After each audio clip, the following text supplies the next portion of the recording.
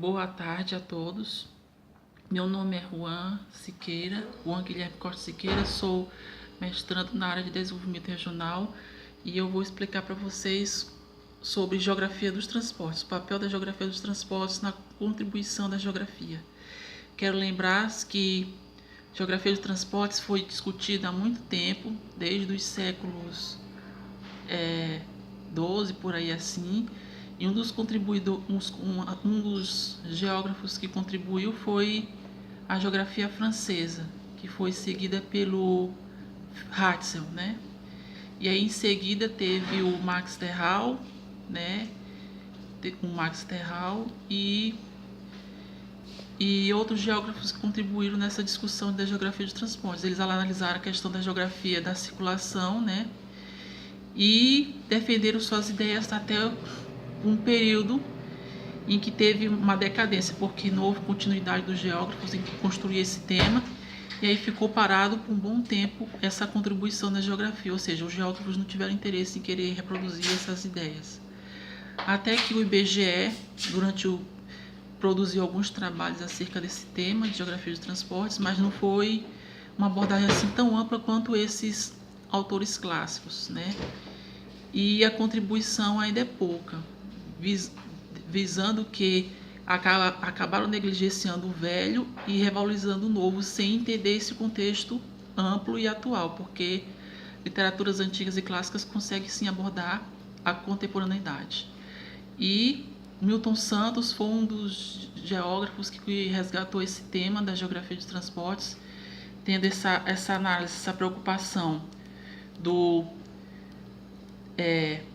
da compreensão do espaço geográfico com a modernização das infraestruturas visando o espaço do território, que isso muda de acordo com o tempo, e a formação socioespacial que o Milton Santos tentou trabalhar nos livros de Natureza do Espaço por uma geografia nova, ele a trabalha com a lógica, função, estrutura, porque justamente com essa lógica, função, estrutura é que se vai poder se escolher um modal de transporte a ser utilizado. No caso, o Brasil, desde o descobrimento, utilizou-se o modal aquaviário, né? Utilizou o transporte marítimo e depois utilizou o transporte fluvial, adentrando no continente brasileiro, visto que a ocupação do Brasil se iniciou no litoral.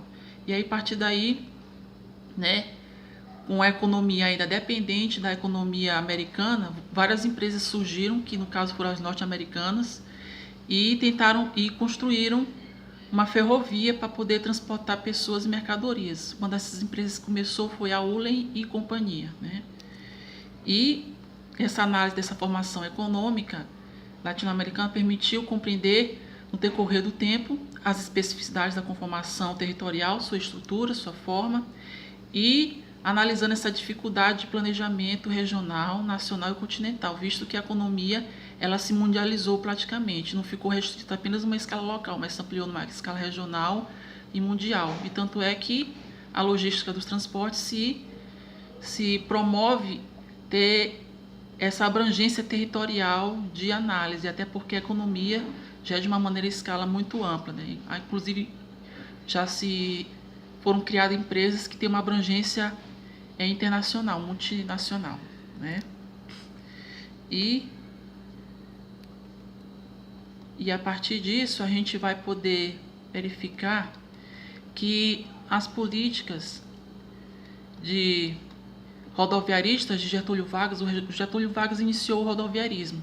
Ele permitiu, após a formação da indústria automobilística, o Getúlio Vargas incentivou a produção de automóveis no Brasil. E para poder reforçar esse incentivo à produção automobilística, ele criou as primeiras rodovias do Brasil. E a partir da sua morte, que a sua morte ocorreu devido ao impeachment que tentaram que deram no golpe de 1969, porque o Getúlio Vargas ele avançou, fez um grande desenvolvimento no Brasil, criou o IBGE, criou o CNPq, ou seja, incentivou a pesquisa nas universidades que antes nem tinham apoio financeiro e científico, e criou o IBGE, que foi o primeiro órgão que permitiu fazer estudos de estatística no Brasil. que ainda é que é um oficial, um órgão bem oficial, né? E antes do Getúlio Vargas, o Brasil era governado por militares, né? Militares que eles impuseram as próprias ordens aos cidadãos brasileiros pela ditadura. E Getúlio Vargas, foi o que lutou contra essa ditadura. E os militares tentaram tirar ele do poder, mas ele resistiu. E ele morreu antes mesmo de ser dado o impeachment para ele. E aí, a partir disso, o Juscelino Kubitschek deu continuidade nas obras previstas no Getúlio Vargas, que é reforçar a infraestrutura de rodovias. E essa infraestrutura de rodovias foi crescendo aos poucos, até que na década de 1940, 50, ela permitiu com que superasse a concorrência com o modal ferroviário. O modal ferroviário, ele entrou em decadência, né? Embora que houve estatização pelo governo federal, mas as ferrovias não conseguiram concorrer de igual para as rodovias. Isso fez com que, aos poucos, elas foram deixadas de lado e dando prioridade às rodovias, né? E com isso fez com que a realidade brasileira seja incentivar mais as rodovias do que as ferrovias. Pois é, e a partir daí eu tento abordar a contribuição nessa geografia dos transportes com relação à infraestrutura, desenvolvimento regional, infraestruturas e acessibilidade no espaço urbano, né? Sou de São Luís do Maranhão, né? Sou maranhense, e aí eu percebo que muitas cidades, elas não exercem tanta influência em termos de serviço do que em outras. Ou seja, estou discutindo a questão da teoria da hierarquia urbana. Primeiramente, a teoria de hierarquia urbana foi mundializada pela contribuição de Cristáler, Walter Cristáler, e a partir daí o Roberto Lobato Corrêa, que é um brasileiro, geógrafo brasileiro, fez a contribuição dele quando escreveu o livro de Rede Urbana. E aqui no Maranhão já temos a contribuição do professor Antônio José, que discute rede urbana também, traz esses autores tudinho que eu citei aqui, e também discute essa questão das influências das cidades maranhenses. Uma delas é a relação aos serviços principais: saúde, educação, lazer, comércio, serviços, que algumas cidades têm e outras não têm. E por isso faz com que muitas pessoas se desloquem para outras cidades ou em cidades mais distantes para acessar serviços mais complexos, nas quais a cidade onde se reside não tem esse serviço. E saúde é um desses serviços complexos que as pessoas precisam, né? E é uma demanda deles. E no transporte público, que é a minha contribuição, eu estudo a questão do acesso aos usuários de transporte público com os equipamentos urbanos, que eles não são bem distribuídos nos bairros da cidade. E estou estudando também a região metropolitana da Grande São Luís, quer dizer, na Ilha do Maranhão, que faz parte dessa região metropolitana, mas não estou estudando essa região metropolitana, estou estudando só a Ilha do Maranhão. Eu estou estudando 4 municípios dessa ilha, que são São Luís, São José de Ibamar, Raposa e Passo Lumiar. E eu estou estudando essa questão do acesso aos serviços que não são bem distribuídos, por exemplo.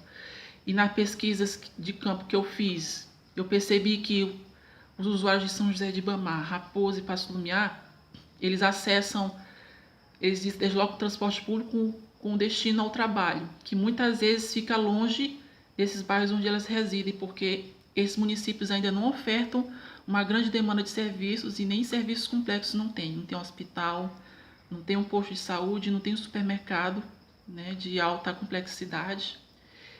E muitos deles acabam se deslocando para São Luís. Um exemplo disso é o supermercado Mateus do Maiobão, que fica no município de São José de Ibamar. O pessoal do Maiobão, eles vão muito nesse Mix Mateus. E o Maiobão pertence a Passo Lumiar. E o Mix Mateus pertence a São José de Ibamar. Então, quando eles vão para o Mix Mateus, o pessoal do Maiobão, eles já dão esse deslocamento intermunicipal, né? E é com essas contribuições que eu estou estudando na minha dissertação de mestrado, que eu estou analisando as interações espaciais como um movimento transformador, que envolve fluxos de pessoas e mercadorias no espaço geográfico, e analisar essa questão da logística, que o governo do Flávio Dino, nessa gestão agora, ele está investindo muito em logística. Até o Mateus também investe em logística, porque a ampliação do centro de distribuição do Mateus, que foi inaugurado ontem, por exemplo, vai permitir que o Mateus ele se tenha mais produção no estado do Maranhão. E mais produção, e com isso ele vai poder inaugurar mais sedes regionais no estado do Maranhão. E isso vai permitir com que gere mais empregos, infraestrutura, e isso vai atrair demanda de consumidores, de deslocamento de transporte entre as cidades, né? E a implantação de equipamentos de hospital, posto de saúde, supermercado, shopping, comércios regionais perto de onde as pessoas moram vai facilitar o deslocamento do transporte público, junto com as intervenções viárias, ou seja, as infraestruturas, porque não se pode dizer que a mobilidade urbana ela vai ser eterna. A mobilidade urbana, qualquer tipo de obra que um governo faz, ele está fadado a ser, como é que se diz? Ele está fadado a ser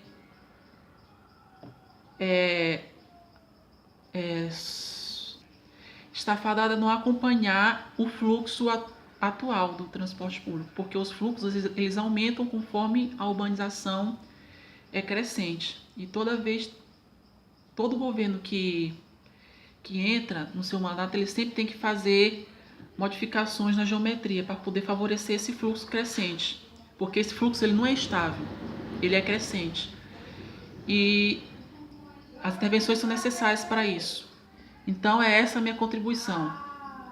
Qualquer dúvida é só entrar em contato comigo, Juan Siqueira, e estarei à disposição para tirar qualquer tipo de dúvida. Até logo!